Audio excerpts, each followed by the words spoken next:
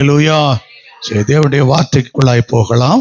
மத்தேயு எழுதின சுவிசேஷம் 15வது அதிகாரம் 26வது வசனம், 27வது வசனம், 28வது வசனம். அவர் அவளை நோக்கி, பிள்ளைகளின் அப்பத்தை எடுத்து நாய்க்குட்டிகளுக்கு போடுகிறது நல்லதல்ல என்றார். அதற்கு அவள், மெய்தான் ஆண்டவரே, ஆகிலும் நாய்க்குட்டிகள் தங்கள் எஜமான்களின் மேஜையிலிருந்து விழும் துணிக்கைகளை தின்னுமே என்றாள். இயேசு அவளுக்கு பிரதியுத்தரமாக, ஸ்திரீயே, உன் விசுவாசம் பெரிது, நீ விரும்புகிறபடி உனக்கு ஆக கடவது என்றார். அந்நேரமே அவள் மகள் ஆரோக்கியமானாள். ஒவ்வொரு காரியத்திலும் கர்த்தருடைய வல்லமை எப்படி வெளிப்பட்டு கொண்டிருக்கிறது என்றதை நாம் பார்க்கிறோம். அன்பின் பரலோக பிதாவே, உம்முடைய பரிசுத்த பிள்ளையாகிய இயேசு கிறிஸ்துவுக்குள்ளாக உம்மை ஸ்தோத்திரிக்கிறேன். இந்த வார்த்தை உம்முடையது ஐயா. இந்த வார்த்தையின் மறைபொருளை வெளிப்படுத்தும். நீர் பேசும், என்னை மறைத்து வெளிப்படும். இயேசுவின் மூலம் பிதாவே, ஆமேன், ஆமேன். அல்லேலூயா, அல்லேலூயா, அல்லேலூயா. இயேசு நல்லவர். ஆமேன், ஆமேன். இந்த வசனத்தை வாசிக்க கேட்போம். அவர் அவளை நோக்கி பிள்ளைகளின் அப்பத்தை எடுத்து நாய்க்குட்டிகளுக்கு போடுகிறது நல்லதல்ல என்றார். யாருக்கு போடுறது நல்லது கிடையாது? நாய்க்குட்டிகளுக்கு போடுறது நல்லதே கிடையாது. அதற்கு அவள், மெய்தான் ஆண்டவரே, ஆகிலும் நாய்க்குட்டிகள் தங்கள் எஜமான்களின் மேஜையிலிருந்து விழும் துணிக்கைகளை தின்னுமே என்றாள். ஒரு காரியத்தை இதுல பார்க்கிறோம். என்னன்னா, ஒரு ஸ்திரீ இயேசுவினிடத்துல வந்து ஒரு மன்றாடி ஜெபிக்கிறா. நாங்க எங்க போவோம்?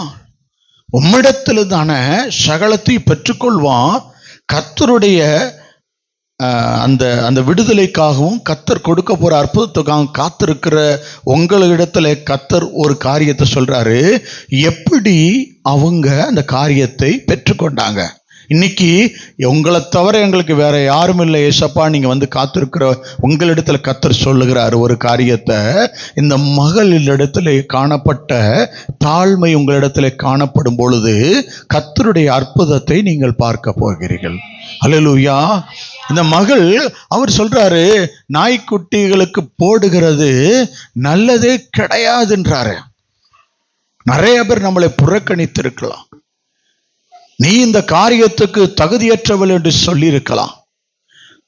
இங்க பாருங்க, உங்ககிட்ட தான் பேசுறாரு. நீங்க நம்புனீங்கன்னா இன்னைக்கு உங்ககிட்ட தான் பேசுவார். உங்களோட பேசுவாங்க. அந்த வார்த்தை கிரியை செய்ய ஆரம்பிக்கும். அல்லேலூயா, அல்லேலூயா. இன்னைக்கு பாருங்க, அந்த காரியத்துல அந்த மகள் ஒரு தாழ்மையை வெளிப்படுத்துகிறான். நாங்க எங்க போவோம் ஆண்டவரே? மேஜையிலிருந்து விழுகிறத எடுக்கிறதுக்கு தானே நாங்க இருக்கோம். நாங்க தாழ்மையா உங்க நாய் எங்க போகும்? உங்க வீட்டுல வர்றது உங்க வீட்டுல உள்ளது தானே சாப்பிடும். வேற எங்க இருந்து பார்ப்போம்? வேற எங்க இருந்து எங்களுக்கு கிடைக்கும்? இங்கதானே எங்களுக்கு கொடுக்க வேண்டும். வேற யாரிடத்துல கேட்க முடியும்? வேற யார் எனக்கு கொடுக்க முடியும்? எஜமான் வீட்டிலிருந்து வருகிறதா எங்களுக்கு என்று அவள் அறிக்கையிடுகிறாள். இயேசுவினிடத்திலிருந்து தான் வர்றதா எனக்குன்னு நீங்க நம்புனீங்கன்னா அவரிடத்திலிருந்து இறங்கி வருகிறதை நீங்க பார்ப்பீங்க. அல்லேலூயா. இயேசுவினிடத்திலிருந்து வர்றதுதான் மேன்மையா இருக்கும். அதுல துக்கம் இருக்காது, வேதனை இருக்காது. நம்ம சங்கீதத்துல வாசிக்கிறோம் 22:10 நீதிமொழிகள்ல, கர்த்தருடைய ஆசீர்வாதமே ஐஸ்வர்யத்தை கொண்டு வரும், வேதனை இருக்காது. நீ தகுதியற்றவளா இருக்கலாம். நீ இந்த காரியத்துல என்ன ஒதுக்கி வைக்கிறாங்க? என்ன உடம்பு முடியாதவன்றாங்க, என்ன லாய்க்கில்லாதவன்றாங்க, என்னைய நீ எதுக்கு பாத்திரனே இல்லைன்னு சொல்றாங்கன்னா, கர்த்தர் பாருங்க, இந்த மகளுடைய தாழ்மையை கண்டு இந்த மகளுடைய பிரச்சனைக்கு கர்த்தர் ஒரு முடிவை கொடுக்கிறாரு. நீங்க கர்த்தரிடத்துல வந்து நில்லுங்க. துன்பப்படுகிறவர்கள் பாக்கியவான்கள். விடவே மாட்டாரு. அவங்க வாழ்க்கையில ஒரு மாற்றத்தை அவரே கொண்டு வருவாரு. இன்னைக்கு உங்க வாழ்க்கையில் ஒரு மாற்றத்தை கொண்டு வர வேண்டும் என்று தேவன் விரும்புகிறார். அல்லேலூயா. இங்கே என்ன செய்யுது? நாய்க்குட்டிகளை குறித்து, நாயை குறித்து சொல்லுகிறாங்க ஒரு காரியத்தை. அதற்கு அவள், மெய்தான் ஆண்டவரே, ஆகிலும் நாய்க்குட்டிகள் தங்கள் எஜமான்களின் மேஜையில் இருந்து விழும் துணிக்கைகளை உங்க திறந்தது வர்றதானே நாங்க சாப்பிடுவோம். எங்களை வேற யார் இருக்கா? உங்களை தவிர வேற யார் இருக்கா? டாடி, நீங்க கொடுத்தாதானே எங்களுக்கு அந்த ஆசீர்வாதம். கர்த்தர் நிச்சயமா செய்வார். ஒரு மக, ஒரு அருமையான மக, இயேசுவை ரொம்ப தேடுறவன், ரொம்ப பக்தி வைராக்கியமா இருந்தா. அவர் ரொம்ப நாளா ஜெபிக்கிறதுல ரொம்ப கில்லாடியா இருந்தா. அவளுக்கு திருமணமானது. திருமணம் ஆன பிறகு, நான் சொல்றது வெளிநாடுகள் நடந்த காரியம். அங்க திருமணம் ஆன பிறகு அந்த அந்த திருமணம் அந்த பண்ணிக்கிட்ட அந்த கணவர் ஒரு அறகுறை ஜபிக்கிறவரா ஏதோ அப்படி தன்னுடைய வாழ்க்கையில் இருந்தார். அவருக்கு என்ன நடந்துச்சுன்னா, தன்னுடைய மனைவிய கொஞ்சம் கொஞ்சமா பிடிக்காம அவ போச்சு. ஏன்னா இவ எப்ப பார்த்தாலும் ஜபம் ஜபம் ஜபம் திரியிறான்னு சொல்லி பிடிக்காம போச்சு. அவருக்கு எப்படின்னா, உலக காரியம் ரொம்ப சந்தோஷமாயிருச்சு. இவ ஏசப்பாக்கு பிடிக்காது, இதை செஞ்சா அவருக்கு பிடிக்காது, அதை செஞ்சா பிடிக்காதுன்னு இவ சொல்லிக்கிட்டே வர்றது என்ன செய்து, வெளிச்சத்தோட இருள் சேர மறுக்குது. இப்படியே காலம் ஓட ஓட ஓட என்னாச்சுன்னா, இவ இந்த கணவருக்கு வேறொரு பெண்ணோடு கூட தொடர்பு உண்டாயிருச்சு. இவ தொடர்பு உண்டானே இவ அழுகிறா. கொஞ்ச நாள் அழுக ஆரம்பித்தா, துக்கித்த ஆரம்பித்தார், போராடினா. கர்த்தர் அமைதியாக இருக்கிறாரு.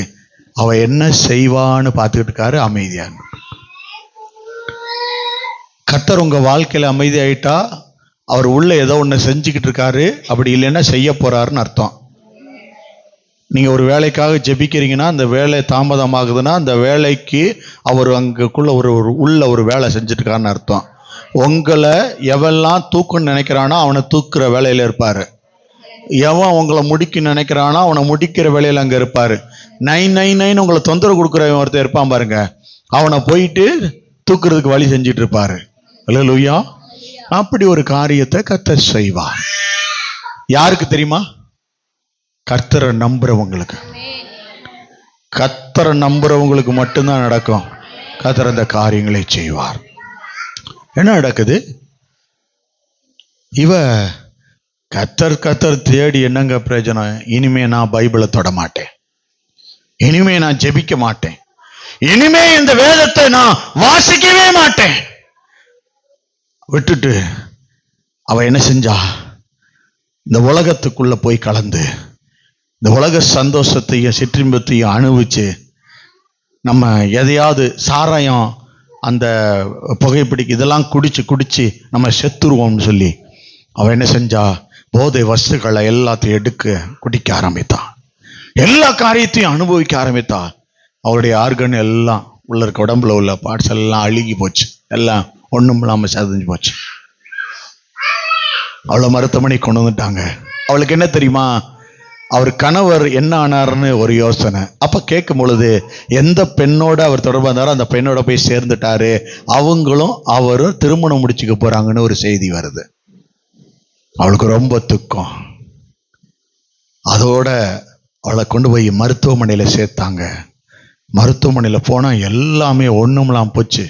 3 hours தான் அவங்க உயிரோட இருப்பாங்க, அவங்க சாக போறாங்கன்னு சொல்லிட்டாங்க. எல்லாரும் போயாச்சு. 3 மணி நேரத்துக்காக வெயிட் பண்ணிக்கிட்டு இருக்கா. எதுக்கு?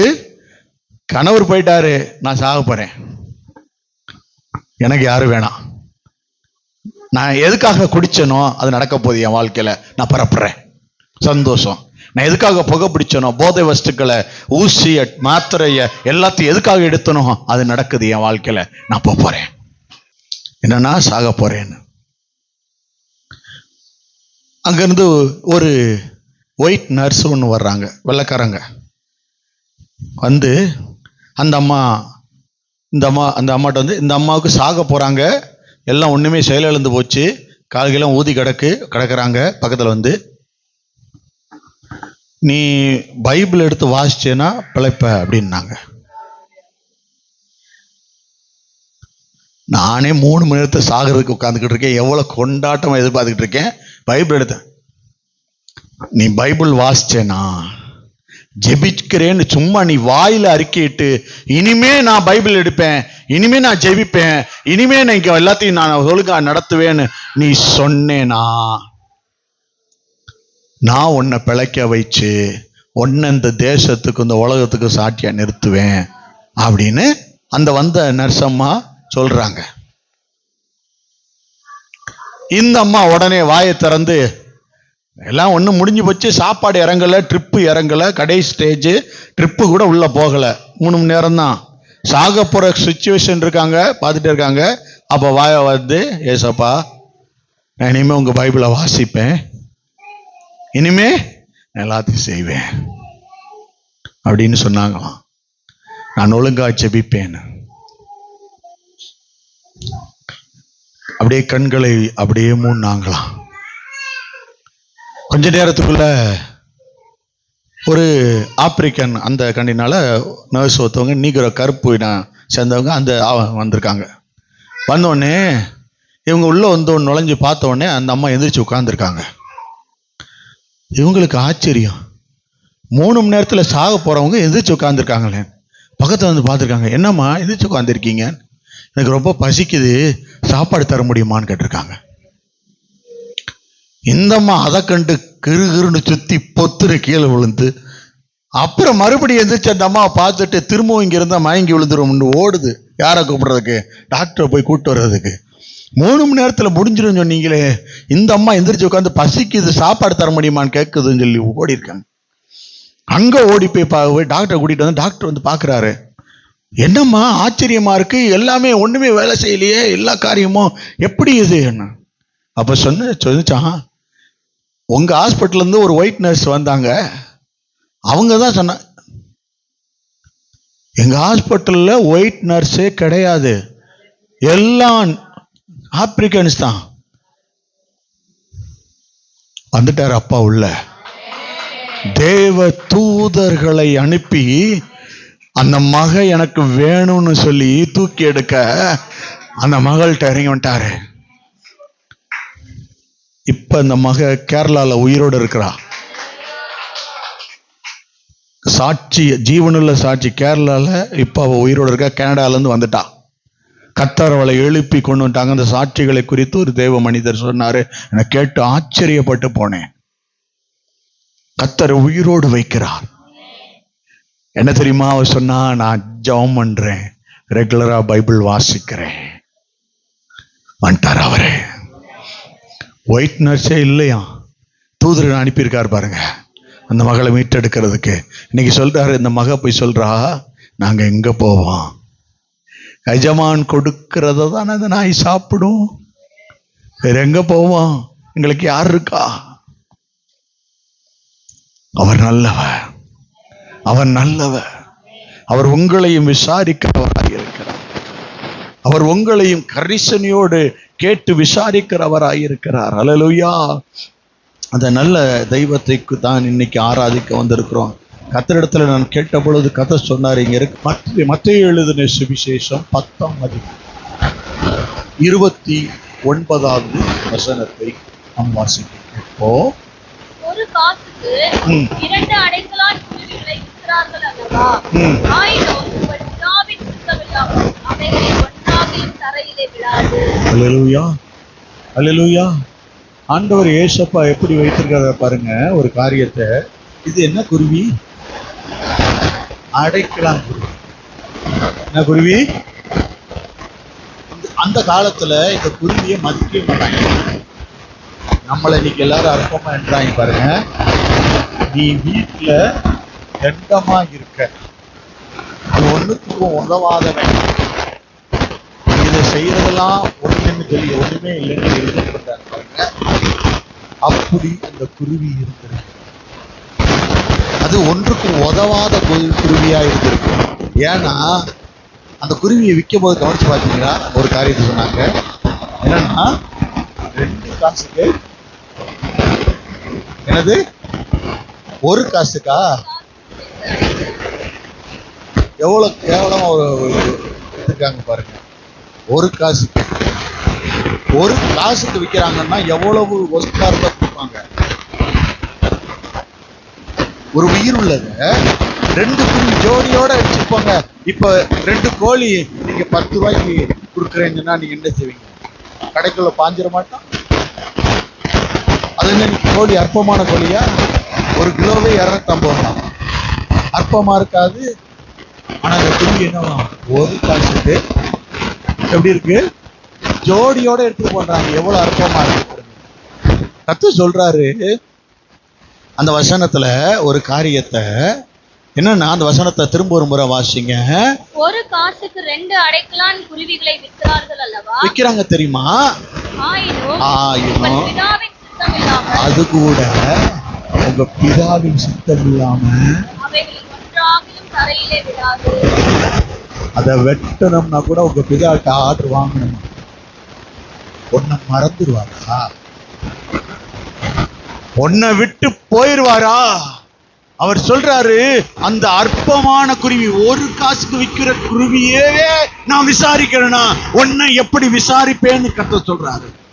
அல்லேலூயா. உன்னை விசாரிக்கிறவர் இன்றைக்கு வருகிறார். இந்த காரியத்தை குறித்து பார்க்கும் பொழுது ரொம்ப ஆச்சரியமான காரியங்களை கர்த்தர் சொல்றார். அற்பமாய் எண்ணப்படுகிறவர்கள் விசேஷித்த காரியத்துக்குள்ளே வருவார்களாம். லூக்கா 17:16 அதிகாரத்துல ஒரு காரியத்தை குறித்து சொல்லப்பட்டிருக்கிறது. அங்கே லாசரு என்ற ஒரு மனுஷன் இருந்தான், ஒரு ஐஸ்வர்யவான் இருந்தான். என்னன்னா அந்த ஐஸ்வர்யவானும் லாசரும் ஒரே டயத்துலதான் மரிச்சாங்க. நீ அற்பமா இருக்கிறேன்னா பயப்படாத, கவலைப்படாத. உன் கம்பெனியில நீ தான் பெஸ்டா மாறுவ. உன் வேலை ஸ்தலத்திலையும் உன் வீட்டிலையும் சகல இடங்களிலும் கர்த்தருடைய விசேஷங்களா மாத்த போறாரு. இந்த ஆமீன் சொன்ன அந்த 7 பேரை தான் மாத்துறாரு. இவன் பாத்தீங்களா ஒரு 15 பேரை மாத்துறாரு. இவன் பாருங்க சபையே மாத்துறாரு பாருங்க. அவர் நல்லவர். என்ன தெரியுமா? நீங்க ஆமீன் சொல்லும் போது எந்த காரியத்திலே அற்பமா எண்ணப்பட்டீர்களோ, சில பேருக்கு தீர்க்கமா சொல்லட்டுமா சில காரியத்தை கர்த்தர் சொல்றாரு. இனிமே ஒன்ன கேட்டு செய்வதற்கு நிறைய பேர் வரப்போறாங்க. அப்படிப்பட்ட விசேஷித்தவர்களாய் உங்களை மாற்ற போறாராம். அல்லேலூயா. கர்த்தர் அப்படிப்பட்ட சில காரியங்கள், சில ஆலோசனைகளை கேட்கிறவர் உங்களிடத்துல வரப்போறார்.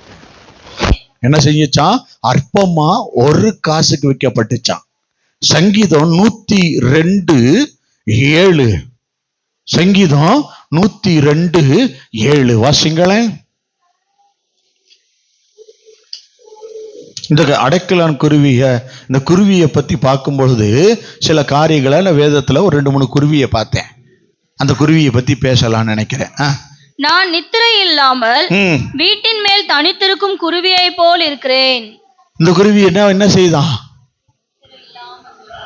யார் சில பிரச்சனைகள்னால நித்திரை இல்லாம இருக்கிறீங்களோ அவங்களுக்கு கர்த்தர் அந்த நித்திரையை கொடுத்து அந்த பிரச்சனைகளை மாற்றுவதற்கு கர்த்தர் இறங்குகிறார். அல்லேலூயா. நான் ஒரு குருவியை போல வீட்டுல தங்குறேன், வீட்டுல தான் இருக்கேன். ஆனா எனக்கு என்ன இல்ல? நித்திரை இல்ல, கவலை, போராட்டம். உன் வீட்டுல நீ சமாதானத்துடனே குடியிருக்க போகிற. அல்லேலூயா. நான் சில வீடுகளை சந்திக்க போறேன். ஆண்டவர் என்கிட்ட சொல்லி இருக்கிறாரு, எந்த வீட்டுக்குள்ள போறியோ அந்த வீட்டை வாழ்த்து. அந்த வீடு எப்படிப்பட்ட வீடா மாறப்போகுது? சமாதானத்தின் வீடா. அந்த வீட்டுல உள்ளவன் அதுக்கு பார்த்தனா இருந்தானா நீ கூறின சமாதானம் அந்த வீட்டுக்குள்ள தங்க போகுது. அல்லேலூயா. அந்த வீடு இந்த வாரம் முழுவதும் எல்லார் வீட்டுக்கும் ஒரு 10 நிமிஷமாவது வந்து எல்லாத்தையும் விசாரிச்சுட்டு விசிட் பண்ணி ஜெபம் பண்ணிட்டு பாப்பறேன். அந்த வீடு சமாதானத்தின் வீடாக மாற போகிறது. அல்லேலூயா. அல்லேலூயா. கர்த்தர் அதை மாற்ற போகிறார். அந்த காரியம் என்ன செய்யறாரு? கர்த்தர் இந்த நித்திரையை, சமாதானத்தின் தூக்கத்தை கர்த்தர் கொடுக்க போகிறார். அல்லேலூயா. தனிமையா இருக்கிறேன்னு வருந்துகிற உங்களை பார்த்துதான் கர்த்தர் இந்த வார்த்தையை சொல்றாரு. அந்த குருவி, நான் ஒண்ணுமே இல்ல, எனக்கு யாருமே இல்ல, நான் தூக்கம் இல்லாம கவலை கொண்டு இருக்கிறேன்னா உங்களோட கர்த்தர் இருக்கிறார். அல்லேலூயா. நீங்க தூங்கி நல்ல திருப்தியோடு இருக்கும்படிக்கு கர்த்தர் உதவி செய்வார். நீதிமொழிகள் 26:2. நீதிமொழிகள் 26ஆம் அதிகாரம் 2வது வசனம். அடைக்கலான் குருவி. இது என்ன குருவி? அடைக்கலான் குருவி. அடுத்து, அலைந்து போவது போலும். நான் எப்ப பார்த்தாலும் குருவிய போல அலைஞ்சு திரிஞ்சிட்டு இருக்கேன்னு நினைக்கிறீங்களா? அடுத்து, தகைவிலான் குருவி பறந்து போவது போலும். காரணம் இல்லாமல் இட்ட சாபம் தங்காது. யார் மேல எல்லாம் சாபம் இருக்கோ கர்த்தர் இன்றைக்கு சொல்றாரு, அங்க இங்கேயும் அலைஞ்சுக்கிட்டு இருக்கிறது போல சாபம் ஒண்ணும் இல்லாம விழுந்து போதான். எவன் உன் மேல சாபம் விட்டு இருந்தாலும் சரி, எவ விட்டு இருந்தாலும் சரி, அது உன்மேல் பழிக்காது. கர்த்தர் இன்னைக்கு சொல்றாரு, உன்மேல் இட்ட சாபம், ஆண்டவர் சொல்றாரு, இந்த குருவி அலைஞ்சு திரிது போல. எதுக்கு? எப்படி தெரியுமா? சாபம் அலைஞ்சுக்கிட்டே திரிஞ்சு போயிருமா, அதுவே வீட்டு வாசலுக்குள்ள கூட நிலையாது. யாராவது ஒருவர் சாபத்தை குறிச்சு எனக்குள்ள வந்துருச்சு, எனக்கு அப்படி இருக்குன்னு நினைச்சீங்கன்னா அதை மறந்துருங்க. அது உங்களுக்குள்ள வரல, உங்க மேல விழுகல. இங்க பாருங்க, விழுந்தா தட்டி விடுங்க. உங்க மேல இருக்க சாபத்தை, இங்க பாருங்க, உங்களை உலுக்கி உங்க மேல இருக்க தூசியை கீழே விழுக வைக்கிறது போல கர்த்தர் உங்க சாபத்தை விழ தள்ள போறாரு. நீங்க வெளியே வர போறீங்க. இந்த குருவி அலைஞ்சுக்கிட்டு இருக்கிறது போல சாபம் அலைஞ்சு ஒண்ணும் இல்லாம விழுந்து போக போகுது. அல்லேலூயா, அல்லேலூயா. கர்த்தர் இந்த பறவை அலைந்து ஓரிடத்துல தங்க முடியாதபடி அங்கு மிங்கும் அலைந்து கொண்டிருந்தது போல சாபம் அலைஞ்சு விலகி போகும். ஆமென். லூக்கா 12:6. முதல்ல ஒரு காசுக்கு 2 குருவி. இங்க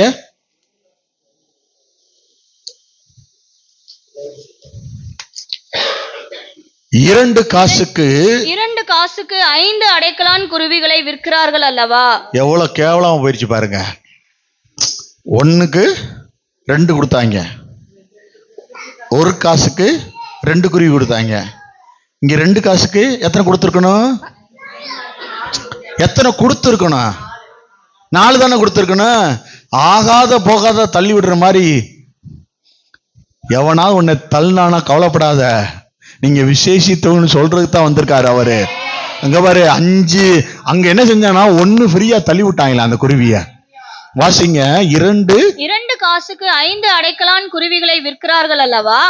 அவைகளில் ஒன்றாகிலும் தேவனால் மறக்கப்படுகிறது இல்லை. உன்னை மறப்பாரா அவரு? கர்த்தர் சொல்றாரு, எல்லாம் எப்படி இருக்கான் இந்த குருவி. 5 குருவி கொடுத்து விடுறாங்க. நான் இந்த குருவியை குறித்து தேடும் போது பிரயோஜனமற்றதா இருந்துச்சு. தயவு செய்து விற்க முடியலங்க, நிறைய இருக்கு, ஒன்று சேர்த்து தரேன்னு சொல்லி 4 என்ன செஞ்சுட்டாங்க, ஒன்று சேர்த்து கொடுக்குறாங்களாம். இவர் என்ன செஞ்சுட்டாரு, அந்த 5 குருவிகள் போனாலும் கர்த்தர் சொல்றாரு, என்னால் மறக்கப்படுகிறதில்லை. யாக்கோபே, இஸ்ரவேலே, நீ என்னால் மறக்கப்படுவதில்லை என்று கர்த்தர் சொல்லுகிறார். உன்னை எத்தனை என்று சொன்னாலும் சரி, ஆண்டவர் சொல்றாரு, நீ இஸ்ரவேலன், நீ இஸ்ரவேல் குமாரத்தி, நீ என்னால் மறக்கப்படுவதில்லை. கர்த்தர் சொல்லுகிறார், நீ என்னால் மறக்கப்படுவதில்லை. எந்த சாபமும் தங்காது. உடைக்கிறார். இன்னைக்கு கர்த்தர் உன் வாழ்க்கையை மாற்றுவதற்கு தான் இன்றைக்கு பேசிக் கொண்டிருக்கிறாரு. அற்பமா எண்ணப்பட்ட ஒன்ன கர்த்தர் மூளைக்கு தலைக்கல்லாக மாற்றுகிறாரு. யார் சொன்னாங்களோ அவங்களுக்கு முன்னாக நீ தலைக்கல்லாய் மாறுகிறாய். ஆமென், ஆமென். கர்த்தர் அப்படியாக மாற்றுகிறார். அல்லேலூயா. உங்க வீட்டுல சொல்லி இருக்கலாம், ஆனா தலைக்கல்லா மாத்துறதுக்கு கர்த்தர் ரெடி ஆயிட்டாரு. அல்லேலூயா. ஒரு அருமையான சகோதரை நான் ஒரு 2-3 நாளைக்கு முன்னாடி சந்தித்தேன். அப்பொழுது அந்த சகோதரர் ஒரு காரியத்தை என்னிடத்தில் சொன்னார். எனக்கு ரொம்ப ஆச்சரியமா இருந்துச்சு. நான் ஒரு ஒரு ஒரு வருஷத்துக்கு முன்னாடி அவர் வீட்டுக்கு போயிருந்தப்ப அவங்க சொன்னாங்க, பாஸ்டர் நீங்க மெதுவா ஜெபம் பண்ணுங்க. கீழ் வீட்டில் இருக்கிறவங்க இந்த கடவுளே இல்லைன்னு சொல்றவங்க, அவங்க திடீர்னு ஏதாவது அவங்க எங்க ஹவுஸ் ஓனரு எங்களை காலி பண்ண சொல்லிடுவாங்க. வீட்டுக்குள்ள ஏசப்பா போட்டோவை மாட்ட முடியாது, வசனத்தை மாட்ட முடியாது, வாசல்ல ஸ்டிக்கரோட உள்ள பார்ப்பாங்களாம் வீட்டுக்குள்ள ஹவுஸ் ஓனர். எதுக்கு இத்தனை போட்டோ மாட்டி வச்சிருக்கீங்க, எதுக்கு இத்தனை வசனம் மாட்டி வச்சிருக்கீங்க, ஏன் ஒண்ணு மாட்டினா போதாதா? அவங்க வீட்டுல திருமண பக்கமெல்லாம் போட்டோ. அவங்க சொல்றாங்க குடியிருக்கிறவங்கள வசன மாட்டாங்க. சரின்னு சொல்லி நாங்க இப்ப ஜெபம் பண்ணிட்டு மெதுவாவே ரகசியமா ஏசப்பா ஒன்னு ஆசீர்வதிப்பாருன்னு சொல்லிட்டு வந்துட்டோம். 2 நாளைக்கு முன்னாடி போய் சந்திக்கிறேன். அப்ப அவங்க சொல்றாங்க, பாஸ்டர் நீங்க மேல போயிடாதீங்க, அடையாளம் சொல்றாங்க. எங்க ஹவுஸ் ஓனர் இருந்தாங்களா அந்த வீட்டுக்குள்ள நீங்க வாங்க, அங்கதான் குடியிருக்கிறோம். நாங்க எங்களுக்கு புரியல, என்னங்க கீழ் வீட்டுல குடியிருக்க மாடியில இல்லை நீங்க? இல்ல அவர் கொஞ்ச நாள் கழிச்சு எங்க வீட்டில் பார்த்துட்டு எல்லாத்தையும் பார்த்துட்டு நீங்க ரொம்ப அன்பா பழகுறீங்க, அதனால நாங்க அந்த கீழ் வீடை காலி பண்றோம், நீங்க அந்த வீட்டில் குடியிருந்துக்குங்க, மேல் வீட்டில் இன்னும் 2 கிறிஸ்தவர்கள் இருந்தாங்கன்னா அந்த 2 வீட்டுக்கும் சொல்லுங்க அப்படின்னாங்களாம். எந்த வீட்டுக்கு சத்தம் போடக்கூடாது ஜெபம் பண்ணக்கூடாதுன்னு சொன்னானோ அவர்கள் என்ன செஞ்சாங்க தெரியுமா? இன்னும் 2 கிறிஸ்தவர்கள் இருந்தா, கிறிஸ்தவர்கள்னா எப்படி சொல்றாங்க பாருங்க ரிசல்ட். அப்ப எப்படி அந்த குடும்பம் நடந்திருக்கும்? நம்மளை போல இருந்திருக்காங்க அவங்க. யாரா சிரிக்கிறாங்களாம் பாப்போம். அவங்களுக்கு தெரியுமில்ல நம்ம தான் யாருன்னு தெரியும்ல, நம்ம தான் யாரு தெரியும்ல. நம்ம வீட்டில் போய் கேட்டாதான் தெரியும். அதுதான் சொல்லுவேன் நான் அடிக்கடி, கேமராவை வீட்டில் கொண்டு வைக்க போறேன், இங்க இருக்க கேமரா கொண்டு போய் அங்க வச்சுட்டா இங்க எப்படி பாத்துங்க, praise Lord sister, praise Lord pastor, அங்க போய் கேமரா வச்சுட்டா முடிஞ்சிச்சு. யோ வாயா, யோ அப்படி செய்யா, ஏய் பிள்ளைங்கள நாய பேய அது இதுன்னு பிள்ளைங்க நாக்க தொங்க போட்டே தெரியும் போல இருக்கு, நாயின்னு சொல்லி கூப்பிட்டதுனால. அங்க கேமரா வச்சு அவ்வளவுதான், பாஸ்டரே வாந்தி எடுத்துருவாரு, சபையெல்லாம் ஓடியே போயிடும். பச்சை சிவப்பு மஞ்சள் எல்லா கலப்பும் அங்கேதான் ஓடிக்கிட்டு. என்ன நடக்குது? அவங்களுடைய சாட்சிகளை கண்டு அந்த வீட்டுல காலி பண்ணிட்டு அந்த வீட்டுல அவங்க வந்துட்டாங்க. மேல் வீட்டுல கிறிஸ்தவர்களுக்கு வந்துச்சாங்க. எப்படிப்பட்ட காரியமாய் கர்த்தர் மாற்றுகிறார் பாருங்க. எப்படிப்பட்ட வாழ்க்கை! கிறிஸ்தவங்கன்னா இயேசுவை போல சுபாவத்தை உடையவர்கள். கிறிஸ்து இவர்கள், அதான் கிறிஸ்தவர்கள். கிறிஸ்து இவர்கள் உள்ள மாறணும். உங்களை பார்த்தோன்னே சொல்லு. உங்க வீட்டுல கேட்டா நல்ல ரிசல்ட் சொல்லுவாங்களா? வாசல்லே சொல்லிடுவாங்க, பாஸ்டர் நீங்க உள்ள வரும்போதே. நீங்க அதுக்கு பிறகு ஒண்ணும் கேட்கவே வேணாம், ரிசல்ட் அங்கேயே சொல்லி அனுப்பி. அப்படியா? உங்களை குறித்து நல் காரியங்களை சொல்ல வேண்டும். ஆண்டவர் ஏன் இதை சொல்றாங்கன்னு எனக்கு தெரியாது, ஒரு காரியத்துக்காக சொல்றேன். என்னன்னா, அந்த புறக்கணிக்கப்பட்டவர்களை கர்த்தர் கனம் பொருந்தியவராய் மாற்றி, இந்த இடத்துல சாட்சி உள்ளவர்களாய் கர்த்தர் அற்பமாய் எண்ணப்பட்டவர்களை, கிறிஸ்தவங்கன்னா அற்பமா எண்ணப்படுறாங்களா? கர்த்தர் அவர்களை ஆண்டவர் மாற்றுகிறார், விசேஷித்தவர்களாய் மாற்றுகிறார். நீங்க உங்க வேலையில அற்பமா இருக்கலாம், வீடுகள்ல அற்பமா இருக்கலாம், நீங்க எந்த இடத்துல வேணாலும் அற்பமான காரியங்கள் செய்கிறீங்க, வீட்டு வேலை செய்றீங்க, அந்த காரியம் செய்றீங்க, இப்படி இருக்கீங்கன்னா கர்த்தர் சொல்றாரு, என் பார்வையில நீங்க விசேஷித்தவர்கள், நீங்க விசேஷித்தவர்கள். யார் மறந்தாலும் அவரை மறக்க மாட்டாங்க. சரியான நேரத்துல உங்களுக்கு பாருங்க, ஏசாயா தீர்க்க தரிசன புஸ்தகத்துல 49:15 எழுதியிருக்கு, ஸ்ரீயானவள் தன் கற்பத்தின் பிள்ளைக்கு இறங்காமல் தன் பாலகனை மறப்பாளோ? அவர்கள் மறந்தாலும் நான் உன்னை மறவேன். நான் மறக்க மாட்டேன். எப்படி அவர் ஞாபகம் வைத்து விசாரித்து பாருங்க.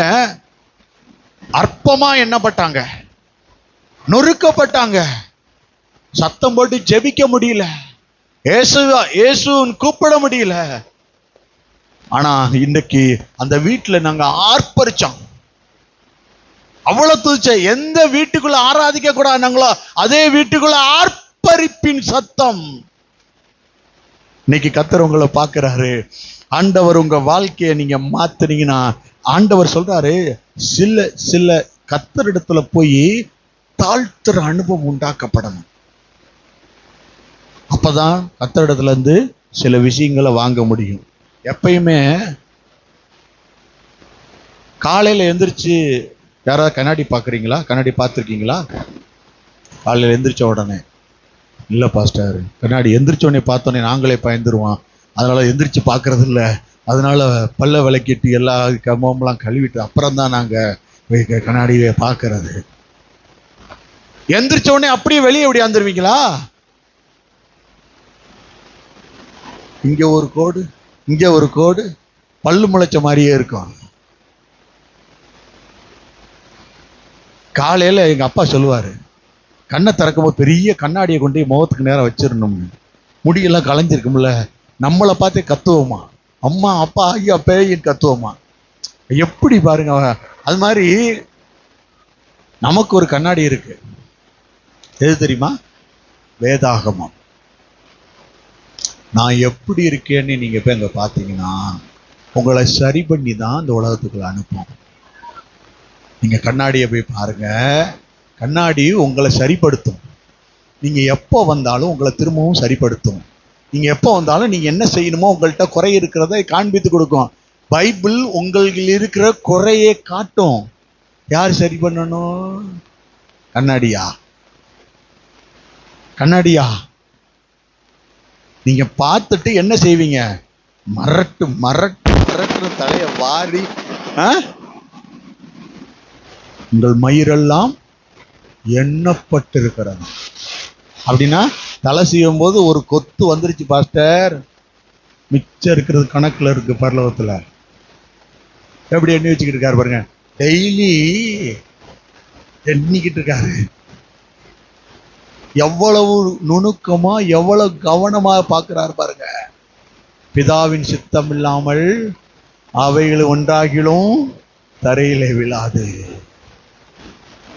கர்த்தர் எவ்வளவு நல்லவர் பாருங்க, ஒன்னும் கீழே விழுகாதான். அப்ப எங்க போய் பார்க்கணும்? கண்ணாடியில போய், பைபிள்ல போய் உங்க முகத்தை பார்க்கணும். பியூட்டி பார்லர்லாம் போகாதீங்க. இந்த 1 இன்ச்சுக்கு பெயிண்ட் அடிப்பீங்கல்ல, இதெல்லாம் சாயம் பூசிருக்கீங்களா? பூசாதீங்க. கர்த்தரிடத்துல போய் என்ன செய்யணும்? இந்த கண்ணாடியில போய் பாருங்க. இந்த கண்ணாடி என்ன செய்யும்? ரொம்ப அழகுள்ளவளா உங்களை அப்புறமேட்டு நீங்க நிறைய இங்க இருந்து அழகு சாதன பொருட்களை நீங்க எடுக்க எடுக்க எடுக்க எடுக்க எடுக்க எடுக்க பைபிளை வாசிக்க வாசிக்க வாசிக்க வாசிக்க எல்லாரும் பாக்குறவங்க சொல்லுவாங்க, ஏதோ ஒரு பிரகாசம் முகத்துல தெரியுதே. உனக்கு இருக்குமா? என் கூட வான் போட்டு போய் பைபிள் எடுத்து காட்டுங்க. இதுதான் பிரகாசிக்க பண்ணிச்சு, இதுதான் என் வாழ்க்கையை மாட்டுச்சு, இதுதான் என் கண்வழியா போய் என் இருதயத்தை பரிசுத்தமாக்கிருக்கு, என் இருதயத்தை அழகுள்ளதா மாத்திருச்சு, மற்றவங்களுக்கு பிடிக்கிற குணத்தை உருவாக்கி கொடுத்துருச்சு. இந்த கண்ணாடி உள்ள போய் வேலை செய்யும், எலும்புக்குள்ள வேலை செய்யும், நரம்புக்குள்ள வேலை செய்யும். இந்த கண்ணாடி பயங்கரமான கண்ணாடிங்க, செம்ம சூப்பரான கண்ணாடி இது. மனுஷன் அப்பத்தினால மாத்திரமல்ல, அந்த வசனத்தை வாசிக்கல, 4:4 மத்தேயு 4:4. மனுஷன் அப்பத்தினால் மாத்திரமல்ல, தேவனுடைய வாயிலிருந்து புறப்படுகிற ஒவ்வொரு வார்த்தையினாலும் பிழைப்பான் என்று எழுதி இருக்கிறதே என்றார். காலையில நீங்க பைபிள் திறக்க போனீங்கன்னா, திறந்தீங்கன்னா, அன்னைக்கு ஒவ்வொரு நாளும் உங்ககிட்ட பேசுவார். டெய்லி உங்ககிட்ட பேசிட்டு அனுப்புவார்.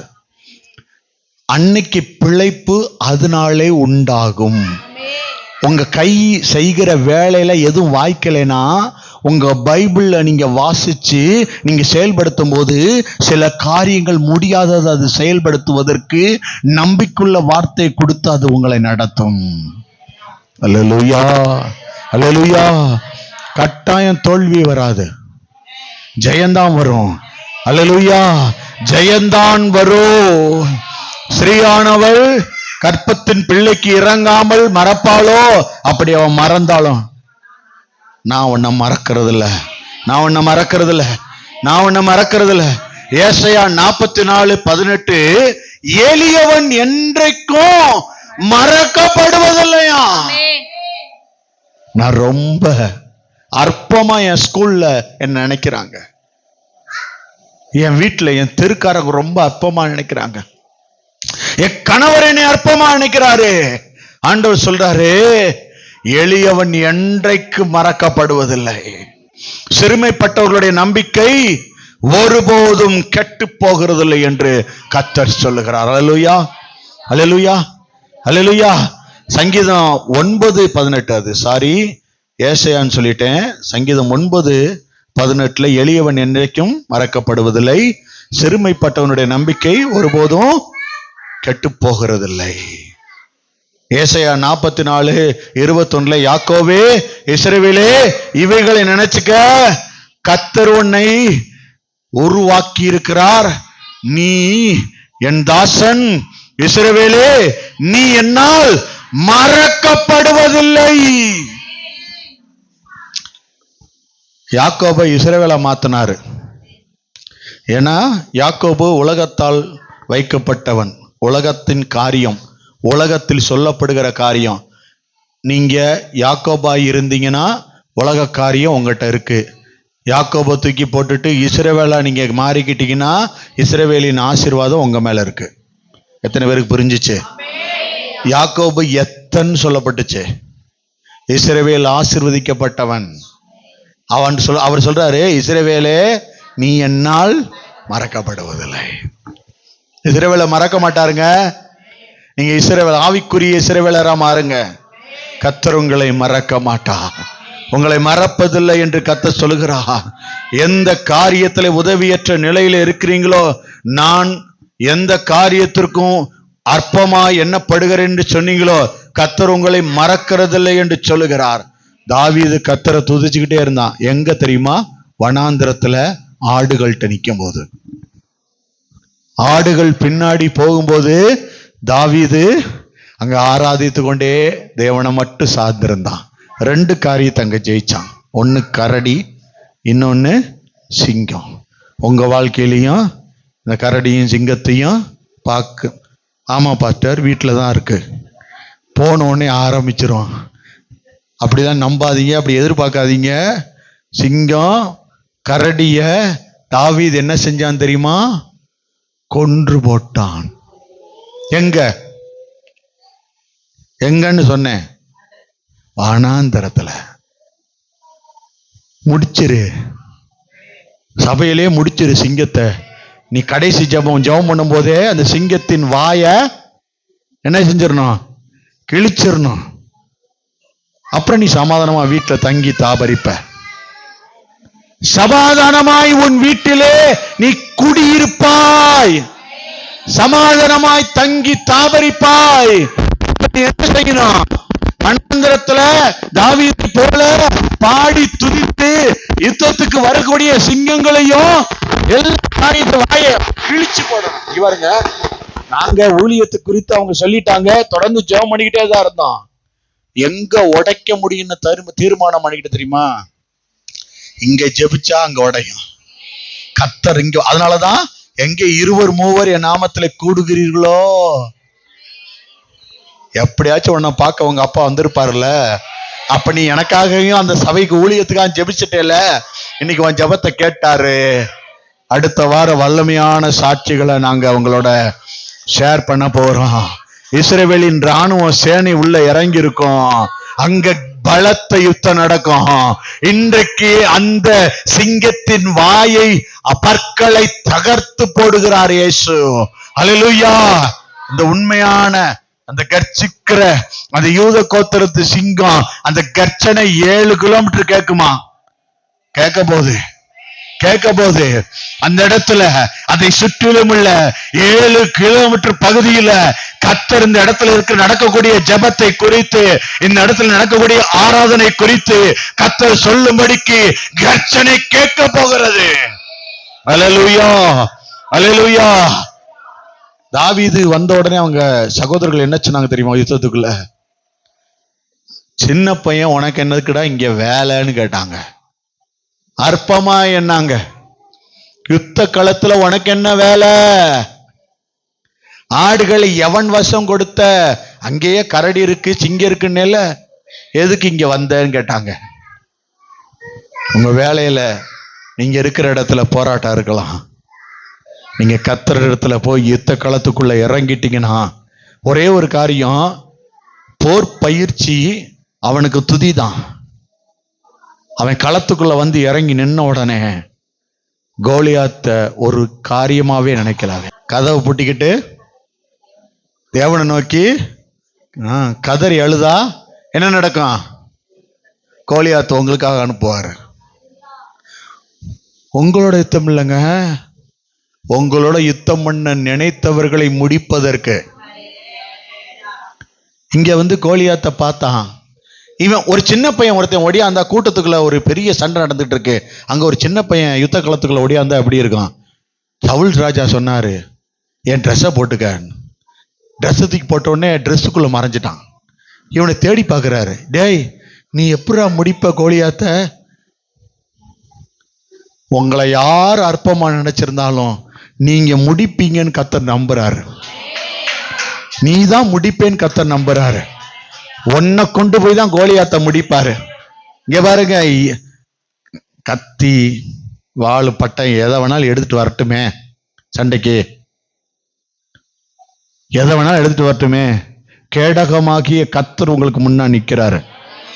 கேடகத்தை பிடிச்சுக்கிட்டா என்ன ஆகும்? யார் வெட்டினாலும் அதை தடுக்க முடியுமா? கேடகத்தை வச்சு கேடகம் பிடிச்சுக்கணும். இயேசுவின் கையை பிடிச்சுக்கணும். கேடகத்தை பிடிச்சுக்கிட்டா ஒரு சேதமும் இருக்காது. அல்லேலூயா. கத்தி எடுத்துட்டு வர்றவன் யுத்தத்து களத்துல வந்து இறங்கி நிக்கிறவங்க என்ன ஆகுவாங்க? கோலியாத்துக்கு முன்னாடி தாவீது வந்த உடனே, ஏடா நாயை விரட்ட வர மாதிரி கல் எடுத்துட்டு வரியாடான்னு கேட்டாங்க. நம்ம போய் என்ன எடுத்துட்டு போனோம்? கல் என்னன்னு சொன்னேன். எல்லாரும் என்ன ஒரு மாதிரி பாக்குறீங்களே? வாக்குத்தத்த வசனம்ங்க. 5 கல்லு பையில, அற்புதம் தான் கையில. அவன் ஒரு வாக்குத்தத்தத்தை எடுத்து கோலியாத்த காலி பண்ணிட்டான் ஒரே கல்லுல. உங்களுக்கு கொஞ்சம் பெருசா இருந்தா 2-3 கல்லை எடுத்துட்டு போங்க அப்படின்னு சொன்ன உடனே வீட்டு வாசல்ல, சர்ச்சு வாசல்ல கீழே இறங்கி ஆளுக்கு ஒரு பெரிய கல்லை, பாஸ்டர் தான் தூக்கிட்டு போச்சோன்னாருன்னு சொல்லி வீட்டுக்கு தூக்கிட்டு போயிடாதீங்க. ஆமா, பக்கத்து வீட்டுக்காரங்க இறக்கி வச்சிருக்க கல் அது. ஆமா, என்ன நடக்குது? வாக்குத்தத்த வசனங்களை எடுத்துட்டு அவன் 5 எடுத்துட்டு ஓடுனான். ஒரே கல்ல முடிச்சிட்டான். கோலியாத்த முடிக்க அற்பமா எண்ணப்பட்டவன் பலமுள்ளவனை முடிக்கிறதுக்கு. இன்னைக்கு இங்க இருக்கிற யாருமே பலனுள்ளவங்க கிடையாது, பலவீனம் தான். ஆனா கர்த்தர் உங்களை சொல்றாரு, பராக்கிரமசாலியே நீ போ, கர்த்தர் உன்னோடு கூட இருக்கிறார். ஒரே வாக்கு தத்தம், நீ எதிர்பார்த்த முடிவு உனக்கு கொடுப்பேன். இந்த வருஷத்துக்குள்ள 3 மாசத்துக்குள்ள லட்டு மாதிரி அள்ள போற. எதிர்பார்த்த முடிவை கர்த்தர் உனக்கு கொடுக்க போறாரு. நீ எல்லாவற்றிலும் வாழ்ந்து சுகமாய் இருப்பேனா? உன் முடிவு நல்லா தான் இருக்கும். இந்த வருடத்தை நல்லா தான் முடிப்ப. நல்ல காரியம் தான் உன் வாழ்க்கையில் நடக்கும். உன் சத்துரு விலகுகிறான். கர்த்தர் சொல்றாரு, உன் சத்துருக்கள் மத்தியில ஒரு பந்தியை ஆயத்தப்படுத்த போறேன். உன் தலையை எண்ணெயால் அபிஷேகம் பண்ண போறேன்.